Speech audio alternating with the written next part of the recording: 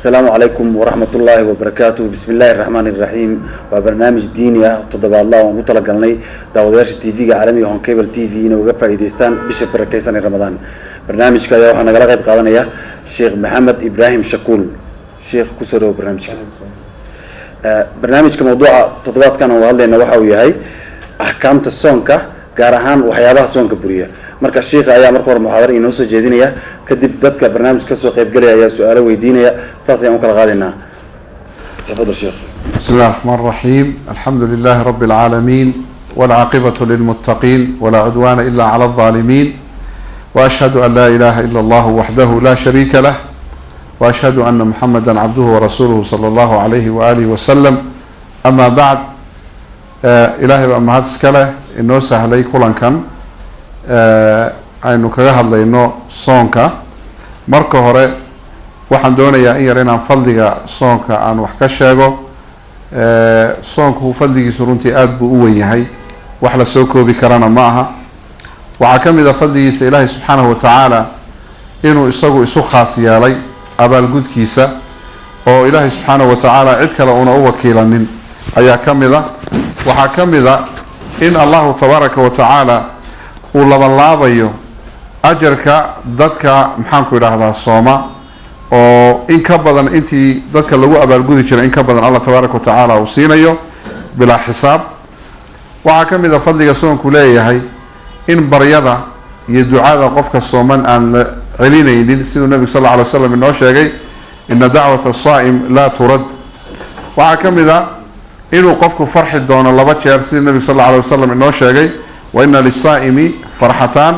قفك الصوم لبا جير بو فرحة عند فطره مروا مركو صونكي لما يستو مرنا وحوى فرحة عند لقاء ربه مركو إلهي سبحانه وتعالى لكل مؤو وقف وحر مرصدي. وعكب صونكو وإرقو وقفكي أيو إرقو النقنية إلهي سبحانه وتعالى إنو كبد باديو نارتا أيو إرقو النقنية. وحكم ذا إن waxaa ka soo baxaya qofka sooman afkiisa sidoo nabi sallallahu alayhi wasallam noo sheegay xaruufa musaa'im oo inay ilaahay agtiisa uga udgoon badan tahay atyabu inda allahi min riix almisk. allah agtiisa inay uga udgoon badan tahay waxa laga hadlayana waxa weeyaan waa qofku markuu gaajoodo waxa calooshiisa ka soo baxaya weeye ma aha inaan la cadaysanin maaha waxa laga hadlayo. mar walba cadaygu waa loo baahan yahay, soonka waa la cadayn karaa xilli walba. wa anna soom junna, soonku waa gaashaan xumaanta oo dhan ka difaacaya wa xisnu xasiin waana xirsi xir weeye. ilaahay subxaanahu wa tacaala waa uu ku xirsi xirayo oo isha iyo sixirka iyo cadowga iyo waxaasoo dhan buu ilaahay kaaga badbaadinaya. qofkii hal maalin soomana nabigu sal alla alay wasalam wuxuu inoo sheegay baacad allahu bidalika alyowm wajhahu can innaari 70 khariifan. halkii maalineed soontaba 70 sana naarta lagaa sii fogeynaya. fadligiisa fiiri. waxaa ka mid a fadliga jannada inuu ku yaalo baab ama irid ama albaab loo yaqaano arrayaan. albaabka isaga yadkhulu minhu saa'imuun, waxaa ka gala dadka sooman oo qura. laa yadkhulu minhu axad ghayrhum, qof aan iyaga hayna kama galo. in la soomaa bisha ramadaan waa ruknu min arkaan alislaam. waxaa ku jira maxaanku idhaahdaa waa bishii qur-aanka la soo dejiyey. shahru ramadaan alladii unzila fiihi alqur'aan. qur-aankan hadda aynu aragno ee ilaahay subxaana wa tacaala inoogu manaystay bisha ramadaan baa la soo dejiyey. waxaa ku jira habeen laylatulqadri la yidhaahdo oo 10 awaakhir ku jira oo allah tabaaraka wa tacaala qur-aanka uu kaga hadlay oo uu yihi khayrun min 1000 shahrin, 1000 bilood ayuu ka fadli badan yahay. bal u fiirso, 1000 bilood oo aad cibaadaysanaysay oo aadan macaasi ku dhacaynin waa 83 sano adoo cibaadaysanayay buu la mid yahay halka habeen oo qura. waxa weeye waxaa ka mid a fadliga uu leeyahay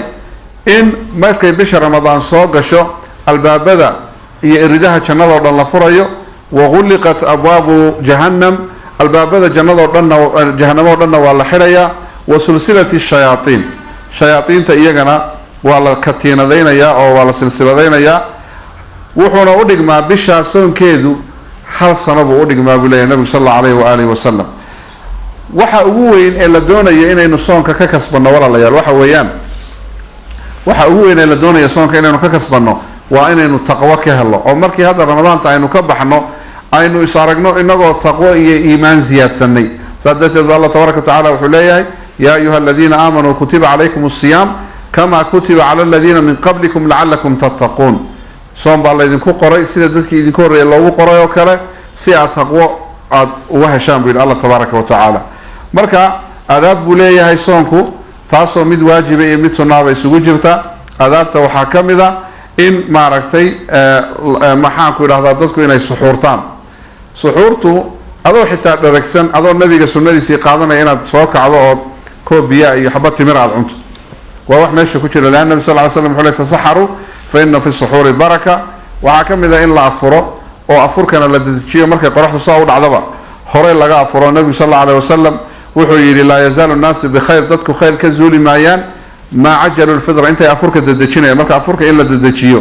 أي الله بهايان وحيابها الله بهايان لسكيل عليه وحكم إذا قفكم مركو سومية هاي رفثك معاصي ضربان إلا إسكايل عليهم لأن النبي صلى الله عليه وسلم أدبو أرنتها إنه قد جي ووحو إنه الشيء إلهي سبحانه وتعالى إنه صندن كلاهين قف إسكا صومه إسكا قطن لكن لدونا إن وجدده ما هي اللي وقاعشيسية معه وجدده وحويه إلى العبادة يستو صدقت النبي صلى الله عليه وسلم وحليه من لم يدع قول الزور والعمل به فليس لله حاجة في أن يدع طعامه وشرابه قف كي إسكا دين ويا أفحمضة بانتا حانتا maxaanku idhaahdaa isku dirka maxaanku idhaahdaa caayda qofkii iska dayn waaye Allah uma baahna an yada'a ta'amahu wa sharabah inuu cuntada iyo cabitaanka iska daayo maaha ujeedadu maaha in lagu gaajeysiyo maaha waxa jira dad badan oo laga yaabo inay soo haystaan inay sooman yihiin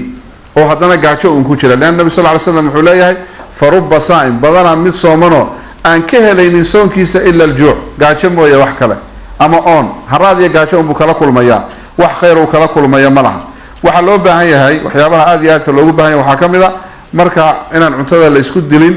oo aan la isdabarinin marka la afurayo waxa kamida waxyaabaha loo baahan yahay khayrka lagu dadaalo oo maxaan ku idhaahdaa khaasatan sadaqada iyo dadka afurintiisa iyo wanaaga iyo zakada wax kasto oo khayr u sameyn karo bisha inuu qofku ku dadaalo leena nabiga sallallahu alayhi wasallam wuxuu ahaa mid aad ugu dadaala mid deeq badan buu ahaa nabiga oo deeqsi ah وكان أجود ما يكون وحنا وسي دير سنة النبي صلى الله عليه وسلم في رمضان حين يلقاه جبريل بشهر رمضان مركا جبريل لقل ما يوسي دير سنة رسول صلى الله عليه وسلم إلا صحابته أيضاً ضبيش حتى وأوجدك دك بنا خير كبشهر رمضان إنه قلنا تاسع للدنيا يعني نقود إلى النبي صلى الله عليه وآله وسلم وحلو بهاي ولا ليال إن لو دك دو توبة بشن وبشي توبة ده وحلا الدنيا صفحة عصب بيج عصب إنه نفرنا وكل توبك بلاد الله صار ضعفي وحي معاصي خلادات يجفف في نجد عي إنه محامك إلى هذا aynu soo afmeero oo aynu deedna maxaan ku ilaahdaa ilaahay subxaanahu wa tacaala u tooba keenno aynu dib ilaahay subxaanahu wa tacaala ugu noqonno ayaan maaragtay ina looga baahan yahay walaalayaal waxaa ka mid a in salaada taraawiixda iyo salaadaha kale tahajjudkiya lagu dadaalo badanaa dadku markii 10ka dhexe la gaaro way caajisaan inaan la caajisin baa la doonayaa oo khayrka halkaa laga sii wado haddaba haddaan intaa kaga baxo muqadimada maxaan ku idhaahdaa hordhaca fadliga bisha ramadaan hordhaca soonka intaas bisha ramadaan barakaysan waa noo sheegtay waxaan rabnaa marka su'aalaha inaan bilaabano haddii la yiraahdo su'aalaha marka hore aan ku horeynaya oo dhowr su'aalood ayaan ku weydiinaya kadibna dadka su'aalaad ku weydiinaya insha Allah waa maxay xukunka dadka masoomayaasha ah ee iska afura mar walba wallahi mushkila aad u weyn weeye ayadoo bishii ramadaan lagu jiro waxa arkaysaa qof iska afuran oo bila yani dadka afuran ee cudurdaarka haysta waa meeshooda sida maaragtay qofka musaafirka iyo qofka xanuunsanayo laakiin qof aan musaafirna ahayn isla markaana aan xanuunsanayn oo aan macduur ahayn inuu soomo way arin aad iyo khatar oo waxay ka mid tahay min kabaa'ir dhunub dambiyada kabaa'irta ugu waaweyn ee lagu dhacayo ka mid tahay nabiga sallallahu alayhi wasallam markii la dheelmiyay waxa la soo tusay dad aad loo ciqaabayo oo aad u qaylinaya oo intii halka maaragtay laga galiyay biro laga soo laaliyo dhiigu saa uga qubanayo qaylinaya nabiguna wuxuu ku tilmaamay waa kuwa afura xilliga afurka la gaarin ka hor oo ma taqaan cuntada iska cuna waxa kale oo jira oo ahlu sunnuhu ay isku raacsan yihiin in qofkii bisha ramadaan iyadoo lagu jiro iska cuna cuntada oo aan soomin inuu ka shar badan yahay qofka zaaniga ah iyo qofka mudmin khamriga alkulistaha ah qofka alkulistaha ah iyo qofka maatay zaaniga ah waxa ka shar badan oo ka xun ilaahay agtiisa midka iyadoo bishii ramadaan lagu jiro soomi waayo ayaa ka xun marka waa arrin aad iyo aad u xun zandiiqa iyo dadka aan qiimaha lahayn baa lagu daray diinteenna marka waxaa loo baahan yahay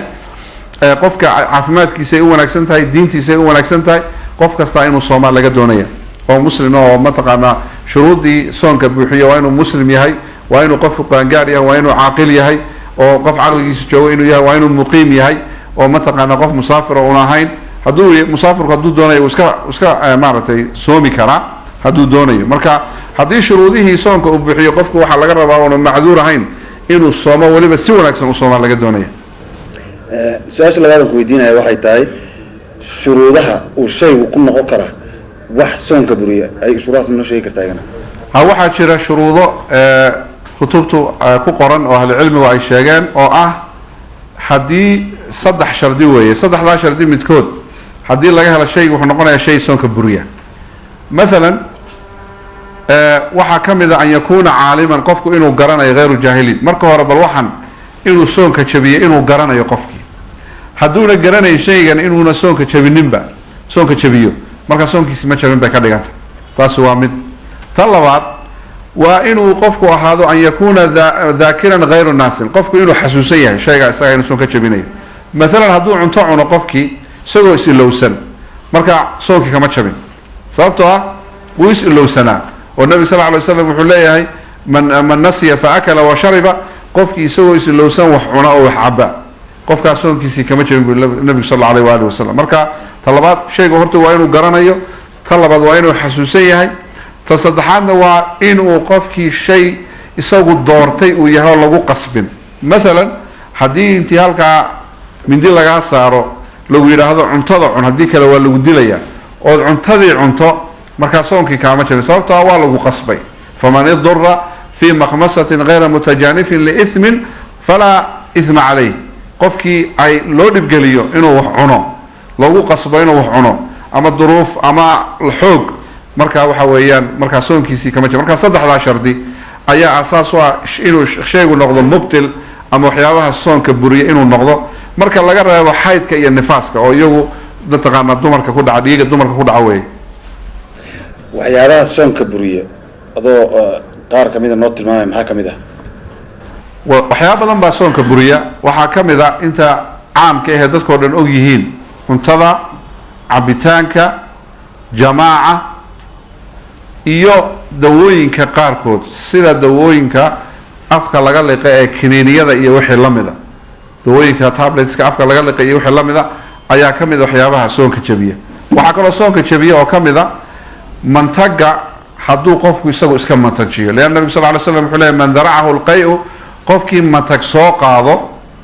falaa qadaa calayh qofkaas soonka kama jabin oo qolo lagama rabo laakiin man istaqaa laakiin qofkii isagu iska mantajiya oo ama farta afka gacanta geliya ama si kale isaga mantajiya fa calayhi alqadaa soonkii qofku waa ka jabay marka cuntada cabitaanka jamaaca ka mid a inuu ninku jamaac sameeyo ama uu la kulmo xaaskiisa oo u tago iyadoo maalin cad lagu jiro weliba arrintaa aad bay u daran tahayoo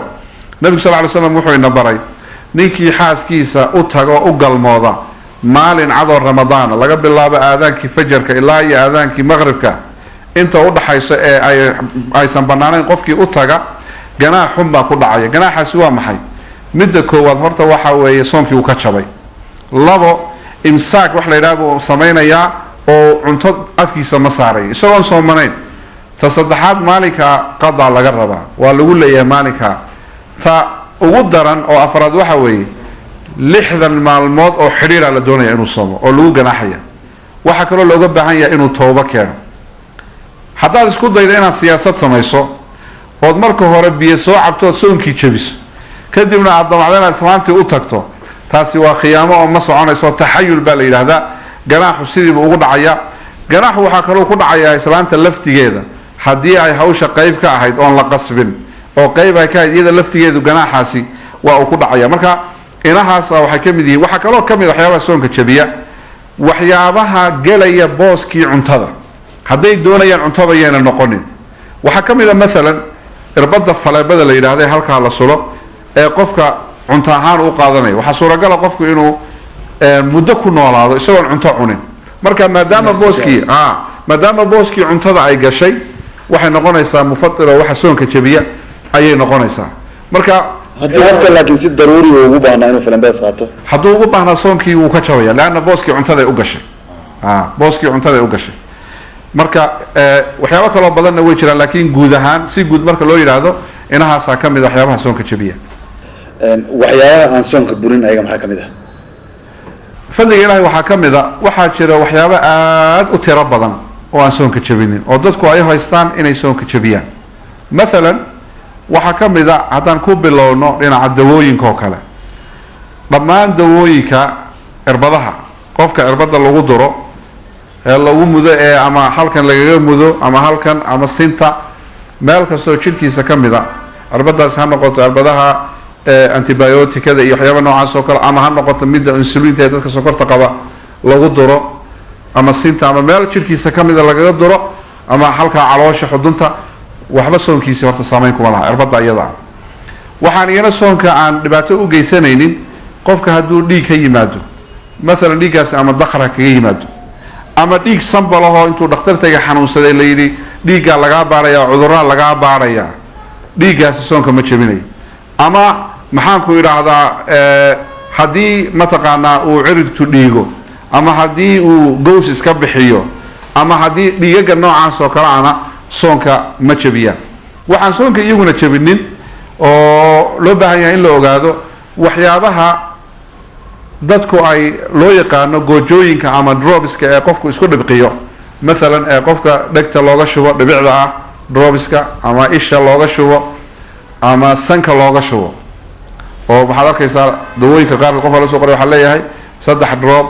4 drop isku shub marka kuwaasina iyaguna soonka ma jabiyaan kaliya midda sanka ayaa waxaa la doonayaa in laga taxadaro oon la isku badinin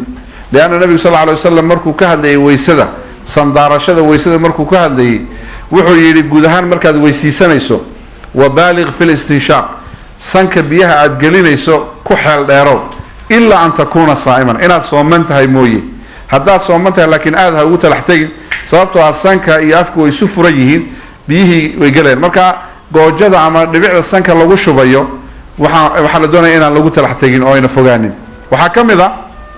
waxyaabaha aan soonka dhibaatada u lahayn oo dhakuusha ka mid a oo dumarka hadday dhakuushaan oo kale ayaa ka mid a waxaa ka mid a waxyaabaha dadka ay u baahan yihiin neefta qabo oo kale in lagu xidho oxygen qofki afkiisa in oxygen lagu xidho oo kale ayaa ka mid a ama lagu buufiyo wax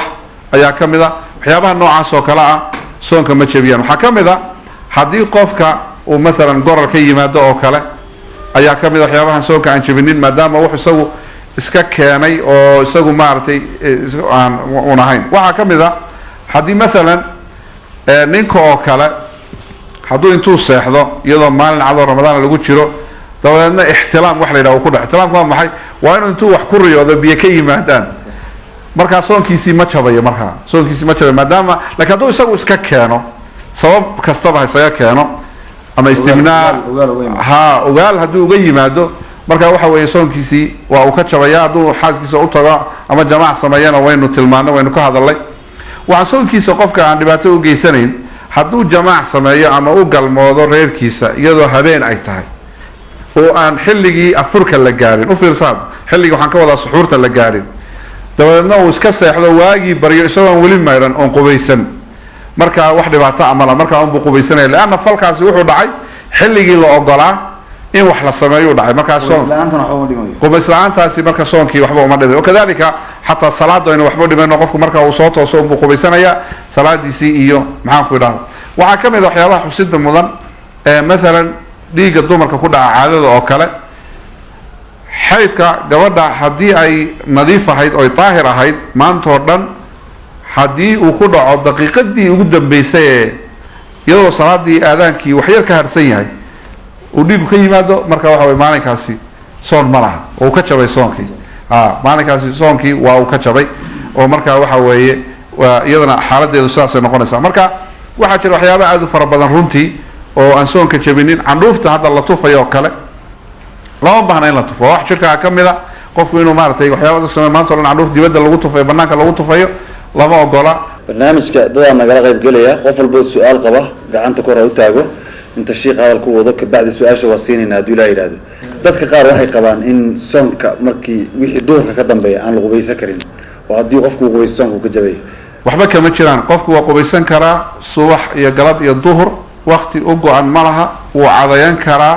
subax iyo galab iyo duhur xilli walba cadayan karaa bal nabi sallallahu alayhi wasallam wuxuu leeyahay lawla ana shuqa ala ummati hadaanan ummadayda u turaynin la amartu siwaak waxaan amri lahaa inay rumaystaan ama cadaystaan inda kulli salaad walba wiilkaas su'aasha siinayna bismillaahir rahmaanir rahiim horta marka sheekh waa salaamay assalaamu calaykum لو سؤال هذا ودينا دي chance عن هلا سدح سؤالات سؤال شيء واحد هاي إن نوني أب إكاري اللي قام مسك الصار كلا قف هاي ديك دو وانس كانوا سنت سوي شفت مركا ديك إن اللي قام مسك الصار كلا يقدر هذا صار خصف حي منا إن ديك بقى منا تكلوا حوي هبنا تراويح تكذي سديد وتكذي مركا تكذي مركا بحلا صدح ذي وتركه ما مدة يوركاله كاله واحد أي صدح هذا راح سديد هذا كواعبر marka hore sax ay warmaan inkastoo intuu shaqaysto way sheekh taana inuu qanacay isagana raba insha Allah taala mid kale anoo aan saacad hayn oo time hayn qolba iska deganay kaliya oo ku jira time hay aan sax waxa ka iyadoo la dibiyaan iska maqlay adinkii makiida ma masakii hore ma hor mid yahay marka daan iska suxurto habeenkii ma suxuran sidee waxa inuu markii hore masakida bas sax hadii aan iyadana suxurto maxay iyadana ka iman kara bismillaahir rahmaanir rahiim su'aalaha aquna oo soo bandhigay وسؤال مهمة ومالي والبا إن صامرة إنت كصاب سنة هدو قفكو جوز حنونه جوز كا يقلقو ضدك واي حنونان وأنا واحد شرو لوجي هاي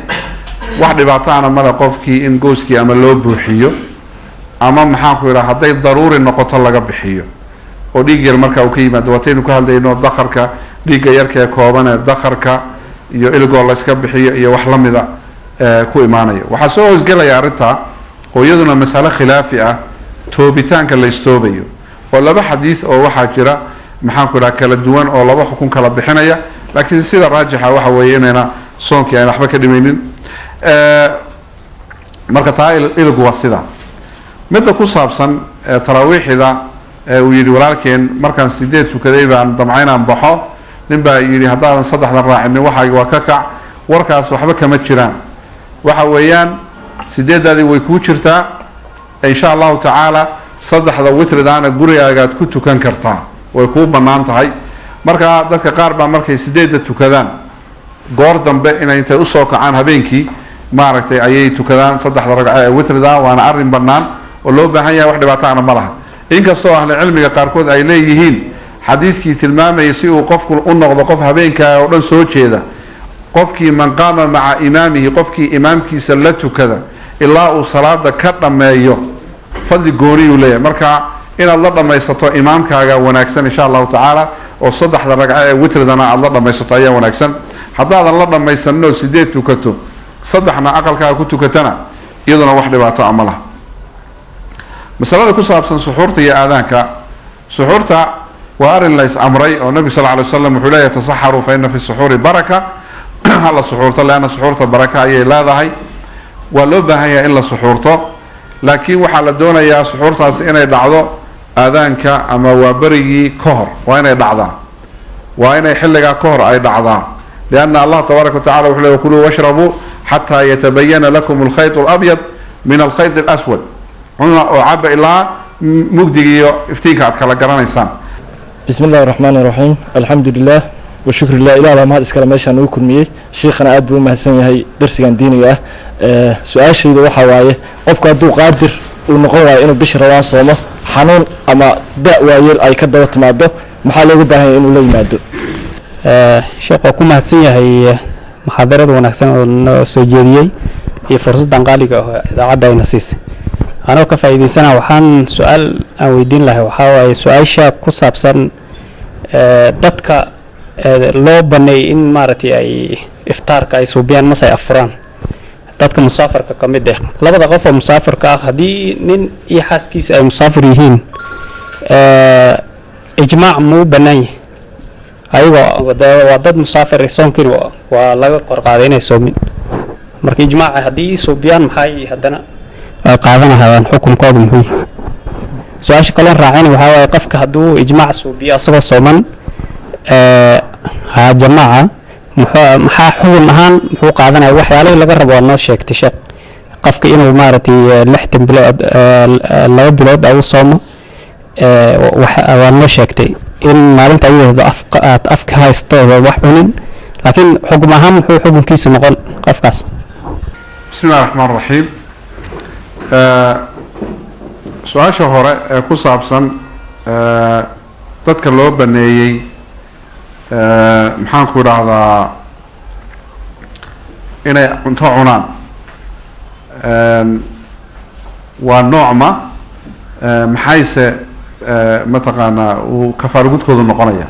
oo walaalkii ugu horreeyay una weydiiyey waxa weeyaan dadka loo baneeyey inaysan soomin waa dhowr nooc wey midka koowaad waxa weeye waa qof musaafir ah oo ilaahi subxana wa tacala weli faman kaana minkum mariidan aw calaa safar iyo qof xanuunsan qofku hadduu musaafir yahay oo safar ku jiro hadduu awoodi karana wuu iska soomayaa isaga ay gacanta ugu jirta hadduu doonana ma soomayo ee gadaal buu hadhow buu soo qalaynayaa qofkii markii xilligii ramadaantii laga baxo ayuu soo qalaynayaa intii maalmood ee ka tagtay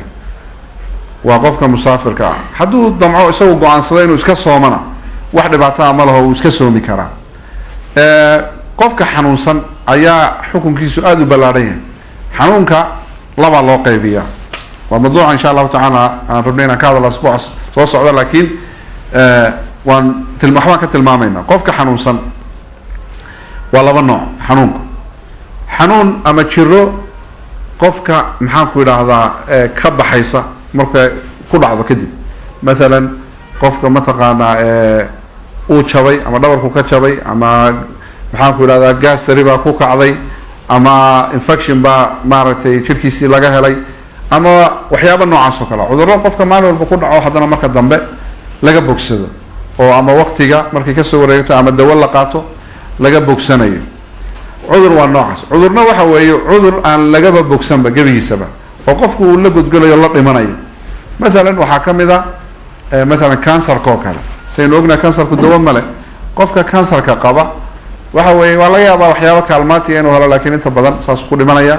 noocyadiisa kala duwan isagoo qaba waxaa ka mid a cudurka diabetiska la yidhahdo ee sonkorta oo kale iyadoo laftigeeda noocyo bay kala leedahay oo qaar baaba soonku u wanaagsan yahay iyo inuu qofku gaajoodo laakiin waxaa jira kuwa uuna qofku xamili karin soonka oo u baahan yahay inuu wax cuno oo sonkortii ay dhacayso qofka sonkortiisii ay dhacayso waxaa ka mid a blood pressureka ama dhiigkarka oo kale mathalan waa cudurada aan qofka ka bixin marka hadduu jiradu ay tahay jiro aan maaragtay qofka aan ka bixin iyo hadday tahay jirooyinka caadiga qofka intay ku dhacaan ka baxa laba xukun bay kala qaadanayaan jirooyinka qofka caadiga ah ku dhaca ee haddana ka baxa ee laga bogsado qofkii markay ku dhacaan cuntadu iska cunaya dawadiisiibuu iska qaadanaya hadhow intii maalmood ay ka tagtay buu soo qalaynaya intii maalmood ay ka tagtay 5 beri buu xanuunsanaa 10 beri buu xanuunsanaa 20 buu xanuunsanaa hadba intii ka tagtay ayuu dib ka soo qalaynaya wax fidye ah iyo wax sadaqa iyo wuxuu bixinaya toonana ma jirto laakiin dadka cuduradan haya xanuunkan aan ka baxaynin haya de goormu soo qalaynaya qofkii mar walba xanuunkii u haya sooma waxay noqonaysaa qofkaasi inuu bixiyo fidyatu طعام miskiin inuu fidye bixiyo fidyadu waa maxay waa qof miskiina oo la quudiyo qof miskiina oo la quudiyo maxaan ku idhaahdaa nisfu saac wax la yidhaahdo oo u dhigma kiilo ahaan 1 kiilo iyo badh maxaan ku idhaha cuntaa mathalan kiilo iyo badh bariisa oo kaluu qofkii bixinaya 1 kiilo iyo badh oo bariisa ama cuntada meesha laga yaqaano dalka iyo dadka iyo mujtamacaasi waxa ay cunto u arkaan oo kiiliya badh ah ayuu bixinayaa maalin walba qof miskiina maalin kasta oo soonka ah qof miskiin ayuu siinaya ama hal qof buu bishii oo dhan wada siinaya 30 buu hormarin karaa hadduu rabo gadaal buu ka bixin karaa marka dambe hadduu rabo maalin buu u bixin karaa masaakiin kala duwan buu siin karaa arrintaasi waa iska waasic marka dadka noocaas weeye dadka waxa ilaahay subxaanahu wa ta'ala fadligiisa kamid ah inay heleen makhraj marka qofkii soonkii uu ka dhacay bay ka dhigan tahay qofkii soonku ka dhacay waxa kamid ah dadka noocaas oo soo hoosgalaya dadka da'da ah ee waaweyn aan soomi karin laakiin garashadoodii joogto yani qof da'a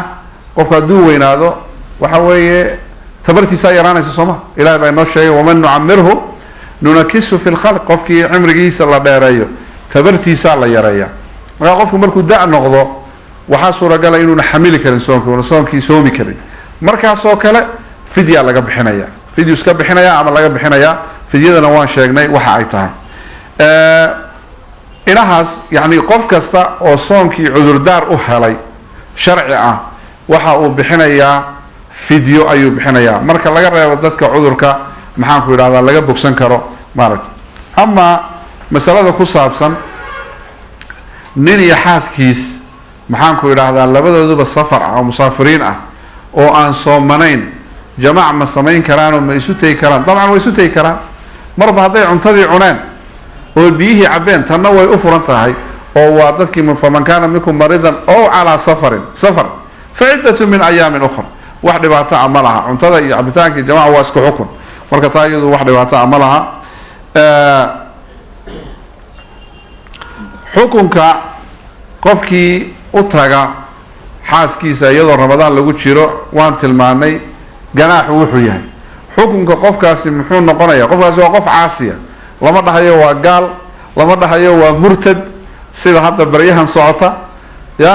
murtadna ma aha gaalna ma aha waa qof caasi ah oo xumaan weyn ku dhacay kabiira min kabaa'ir dunuub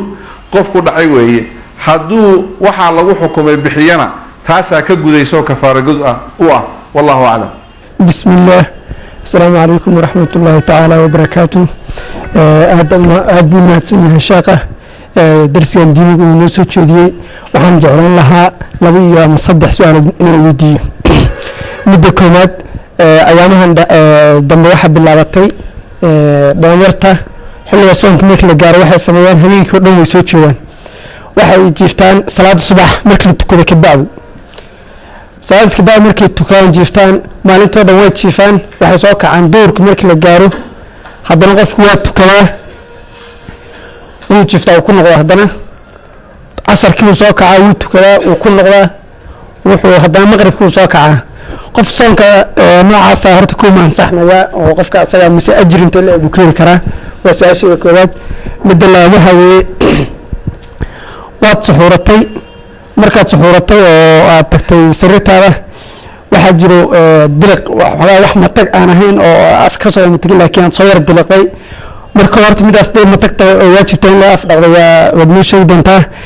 hadday tahay in laga afdhaqdo kabacdi waad imooday maalinta sidaad ku soontay waxaad xasuusatay markaad afurtay kabacdi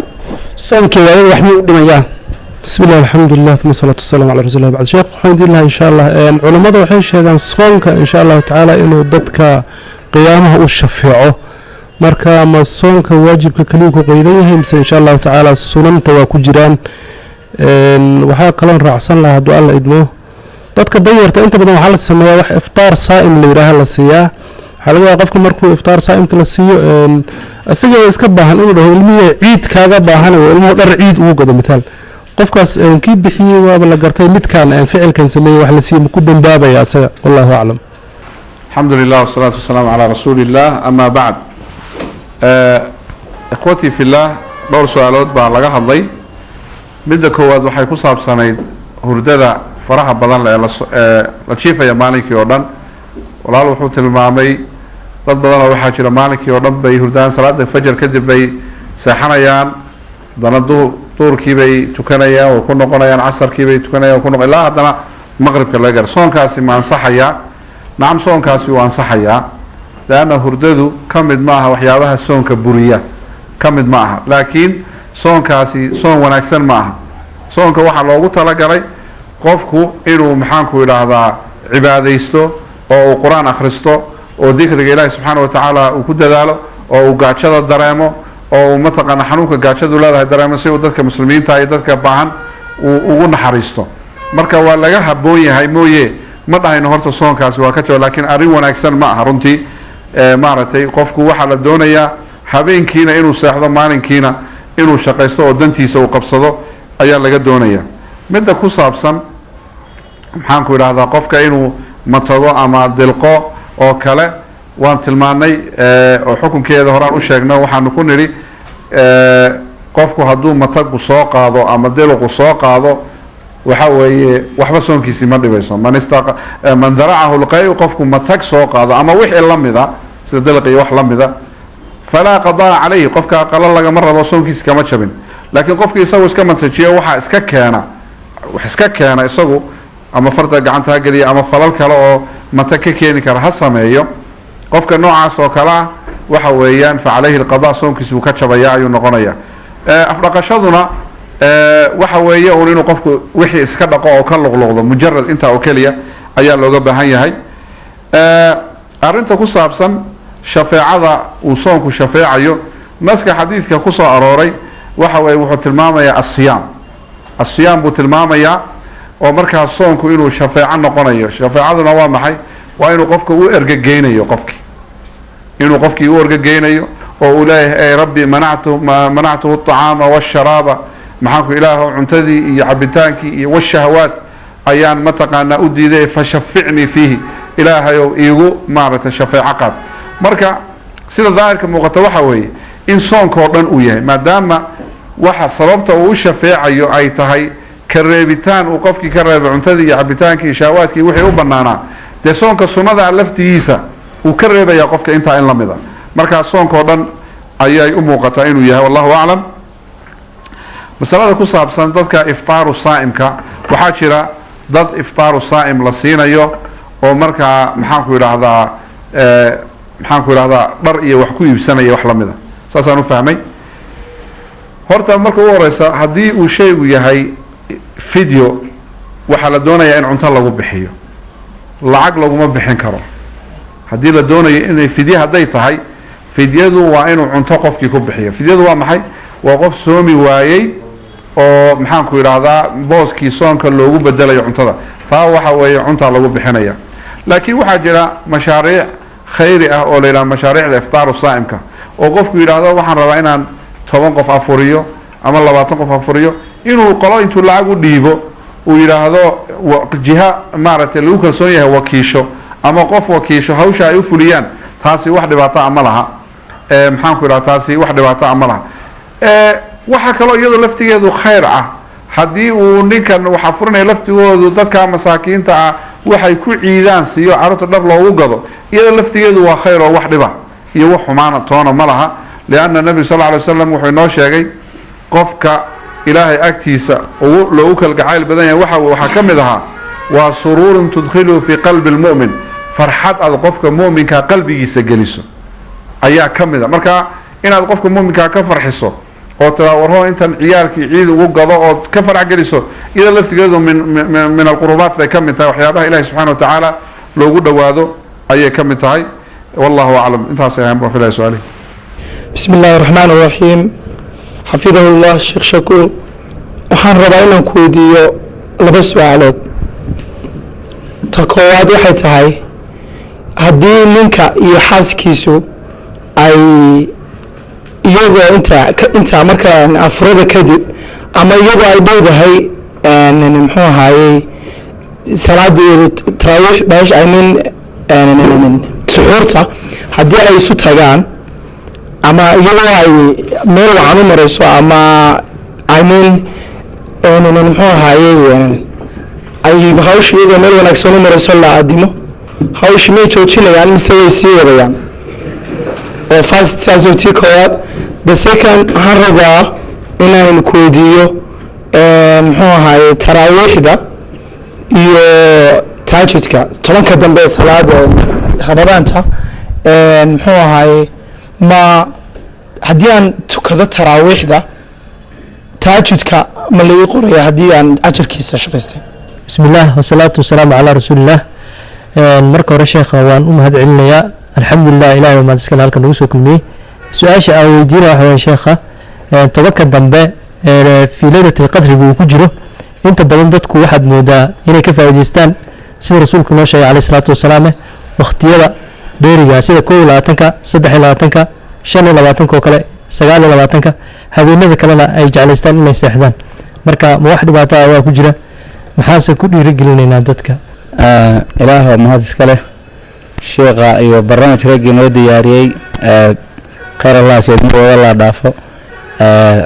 sheekh hal su-aalaan sheekh weydiin lahaa su-aashaasoo ku saabsan qofka sooman qofka afurya حلو مغلي إن معنا أجر في عن وقفك إلهي وكسينا يوكرنا أن وحولا ودمينين مركا قف بعد مساجد كحالة دياريا تمر يبيع الدياريا قف مساجد كسو أفري أنا جرى جوري جبان وحن كسي مركا عنطه مركا بيش كسو توي مركا قفكم ما أجر كما قفك هراس كله مش قفك عند الناس كله. بسم الله الرحمن الرحيم. سؤال شكواد كل صابسن جماعة أخونا وكهضي وسؤال مهمة وين العذارنتي أدور على سؤالات وحكمني سؤالات وصل آديات كنا وصل نقضي كم مثال لأن وحلاقيها بعضك إن إسرائيل كجارسية أو معركتي مركا وين عذا هدي لجو هذا مشقدي وبرتن كمريسة ناسي والنام سوان شوشنا ويساش طبعا هورات كشوشنيسا هورات كشوشنيسا وعرفت شابتر كأول حريسا هدي أصي وضل سي مع ستو صوكا يواكعوي والخسارتوي مركتا وعويان وأنا مركا امتحان وهي لو امتحان أيو وحنا موجينيسا إيمانك وهركو جارسيسي مر هذا بد آذانك مغشام واجد الله وهو هالكاسة كشوشنيسا إن شاء الله تعالى هذا السير نبتو لحظة مع الموضوع قودا بيسو متقانا هدي هل هذا بشي رمضان أتكيسان لا ضحي مياد أتكيسان كرتا لحظة مع الموضوع مركا إسكاي لالي تاو عطا مدة كصابسن تراويحي iyo tahajjud sunnadu waxa weeye labada midkood inuu tukado ma aha labada in la wada tukado hadaa taraawih tukato marka waa isku mid magacyadooda baa u kala duwane wuxuu dhan waa qiyaamul layl horta waa habeen la tukado salaada la tukado wixii ka dambeeya maxaan ku yiraahdaa cishaha ilaa fajrka inta u dhaxaysa waa salaatul layl sooma marka labadooduba waa iska salaatul layl marka hadii aad taraawih tukato uma baahnid inaad ma taqaana tahajjud tukato هذا تكتسه إن شاء الله أجر كذي والله هذا تهجد تكتو 10 أواخر وحافي عن قفك إنه هذا تهجد كده ذلك كرام إنه كده ذلك لكن لو إذا بينه صراحية ما هذا سقفك قعان صدا إنه خير كبت صدا وربنا هاي وإن شاء الله تعالى واحدة وتعمل من يدو حوي هالوتري أو كلية أيال أقولي هاي والنبي صلى الله عليه وسلم يحيل واحد كذا يكتب وترجع آخر صلاة هذا واحد قدام بيته كان يسو وترك أكون نقطة سؤال شو حكتا أو طبعاً وضم بيا بش رمضان أخونا عبد الغني ونويدي هاي محاكو إلى هذا ترى صدر بيدتكو هذا يسوق تحلوشيان كوي لواتنك يصدق لواتنك شلاتك كوي لواتنك سيالاتك يوم مركا ليلة قدر كبار يا بنا ذكرنا ويسكس إحدان أرنتها سواء عنك وعفي عن قفكو إنه طبعاً كدم بابا هرت سوتشيلو طبعاً كدم بابا إنه على إسكسارة أيه هرت مهمة صارت بريان وحاب خلاف كبعي bilowgii ramadaanka marka adiga ay ku tahay 22 nin bay waxay u tahay 22 ama 20 ay u tahay laga yaabo isagu inuu saxsan yahay ama adigu inaad saxsan tahay waxa laga yaabo adigu inaad dib dhacday ama isagu dib dhacay Allahu a'lam soo ma jirto arintaas muslimiinta hadda islaama socdaan